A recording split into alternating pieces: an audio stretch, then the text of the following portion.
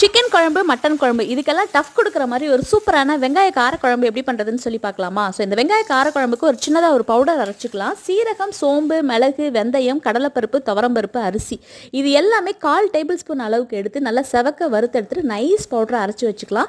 நிறைய நல்லெண்ணெய் ஊற்றி சின்ன வெங்காயம், பூண்டு, தக்காளி இது எல்லாத்தையும் நைஸாக நல்லா வதக்கி எடுத்ததுக்கப்புறம் மஞ்சள் தூள், கொத்தமல்லி தூள், மிளகாய் தூள் இது எல்லாத்தையுமே போட்டு நல்லா எண்ணெயிலே நல்லா வதக்கிட்டு கெட்டியான புளி ஊற்றி கரைச்சி எடுத்துக்கலாம். அதுக்கப்புறம் நம்ம அரைச்சி வச்சுருக்க அந்த பவுடரையும் சேர்த்து மிக்ஸ் பண்ணிவிட்டு தேவைக்கு தக்கன தண்ணி ஊற்றி கொதிக்க வைக்கலாம்.